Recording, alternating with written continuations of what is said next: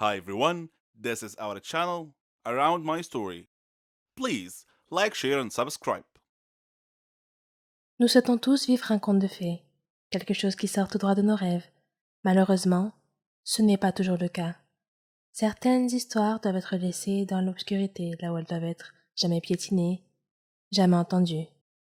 La mienne est une de ces histoires. Je m'appelle Amanda. J'ai 19 ans. Je vis avec mon père et mes 3 sœurs dans le sous-sol. Oui, vous m'avez entendu, le sous-sol, pour nous protéger des envahisseurs extraterrestres. Je ne suis pas folle, c'est vrai. Et le plus étrange reste à venir. Mon père travaille dans un centre de recherche scientifique. Et pour une raison inconnue, ils l'ont viré. Maintenant, il gère une petite bibliothèque.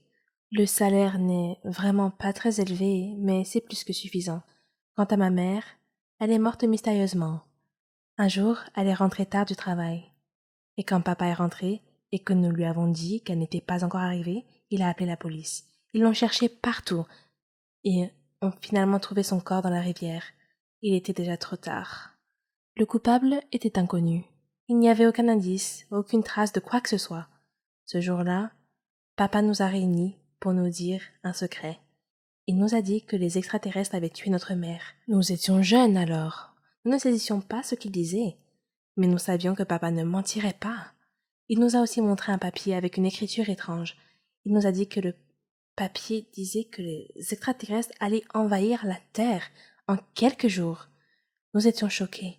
Ne sachant pas ce que nous devions faire, nous avons commencé à pleurer. Papa a donc décidé que nous allions vivre dans le sous-sol de la maison jusqu'à ce que l'invasion soit terminée. Le lendemain, il est sorti. Et quand il est revenu, il avait toutes sortes de nourriture et de boissons. Il verrouilla toutes les portes et les fenêtres. Il déplaça tous les appareils électriques au sous-sol. Nous n'étions même pas autorisés à regarder la télévision ou à avoir un quelconque contact avec le monde extérieur, et nous avons commencé à vivre au sous-sol.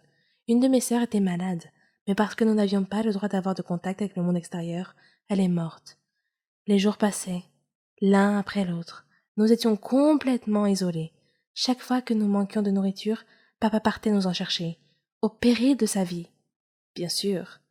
Il nous enfermait toujours dans la cave pendant son absence.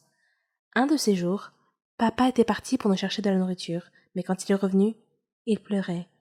Il disait que des extraterrestres avaient envahi la Terre, que la race humaine était en voie d'extinction, que nous étions parmi les rares qui restaient sur la planète. Après cela, le comportement de papa est devenu plus étrange. Il s'asseyait seul et marmonnait tout seul. La mort arrive. Tout est perdu. Et le temps passait indéfiniment. Des années semblaient s'être écoulées dans ce sous-sol. Un jour, papa est revenu de son voyage. Il avait un regard étrange et effrayant dans ses yeux, et il avait un pistolet à la main. Il nous a regardés et a dit « Je ne permettrai pas aux extraterrestres de vous tuer. Je vais vous épargner leur torture. Je vais mettre fin à cela moi-même. » Et il a pointé le pistolet dans notre direction. Mes sœurs et moi avons couru vers la porte, en la frappant de toutes nos forces, en appelant à l'aide. Il cria comme un fou et dit « Mort à tous !» Avec tous nos coups, la porte est ouverte. Nous avons couru.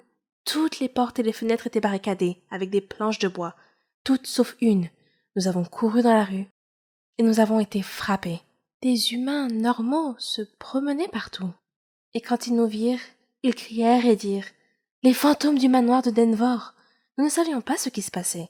Mais papa sortit après nous et commença à tirer au hasard.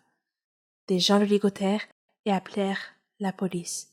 Quand la police arriva, elle nous dit la vérité, que papa perdit la tête après avoir été licencié du travail, et quand maman le confronta, il la tua, et ce fut la fin.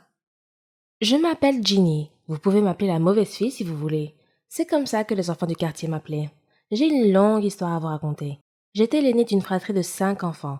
Ma mère est morte de maladie et mon père a été estropié dans un accident de voiture. Il ne pouvait pas marcher et devait utiliser un fauteuil roulant. Voir mes frères et sœurs souffrir de la faim et de la pauvreté était un spectacle constant à la maison. Mon père était déprimé. Nos voisins nous aidaient beaucoup, mais j'étais constamment inquiète de ce qui se passerait s'ils arrêtaient un jour. J'ai donc décidé de trouver un emploi. Je savais que ça ne serait pas facile, car je n'avais que 15 ans. Qui voudra embaucher une jeune de 15 ans? Malgré mon appréhension et mon manque de confiance, j'ai décidé de trouver un emploi. Je me suis rendue dans de nombreux endroits, des boutiques de vêtements, des magasins de fleurs, des épiceries. La réponse était toujours la même. Nous n'embauchons pas pour le moment. Un jour, me sentant déprimée, je me promenais sans but précis quand, soudain, je me suis retrouvée près d'un hôpital. Sur une impulsion, j'y suis entrée. J'ai vu une infirmière, mais elle semblait trop morose pour parler. Alors j'ai regardé autour de moi et j'ai trouvé une autre infirmière qui semblait un peu plus gentille. Elle m'a remarqué et m'a demandé si j'avais besoin d'aide. Je lui ai dit que je cherchais un emploi. N'importe quel emploi. Je serais même prête à passer la serpillière et à nettoyer. Elle a compati et m'a dit de ne pas m'inquiéter.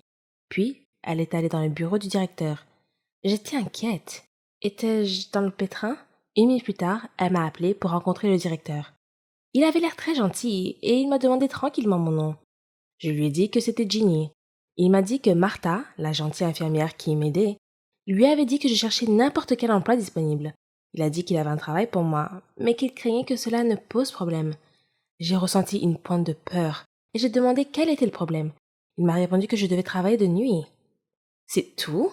Je me suis sentie tellement soulagée, j'ai immédiatement accepté. Il a dit qu'il aimait mon enthousiasme et que je pouvais commencer demain. J'étais si heureuse. Je suis rentrée rapidement à la maison. J'ai embrassé mes frères et sœurs et j'ai embrassé la main de mon père. Je leur ai parlé de mon nouvel emploi. Mon père m'a regardé avec tristesse et m'a dit que j'étais trop jeune pour avoir à porter cette responsabilité. Je lui ai dit que ce n'était pas grave et que je pouvais y faire face. Quand je partais travailler à l'hôpital tous les soirs, il y avait une bande de jeunes qui traînaient toujours dans le quartier. J'espérais qu'ils ne me dérangeraient pas, mais mes espoirs étaient vains. Ils se moquaient de moi chaque fois que je passais près d'eux. Mais je n'en ai jamais parlé à ma famille. J'ai commencé à travailler comme femme de ménage, mais grâce à mon assiduité et à mon intelligence, j'ai pu en apprendre un peu plus sur les soins infirmiers, ce qui m'a permis d'être promue. D'abord comme aide-soignante, puis comme infirmière. Mes collègues m'ont beaucoup soutenue. Tout était presque parfait, à l'exception de la bande du quartier qui m'embêtait sans cesse et m'appelait Ginny la mauvaise fille. Je souhaitais qu'ils s'en aillent et qu'ils me laissent tranquille.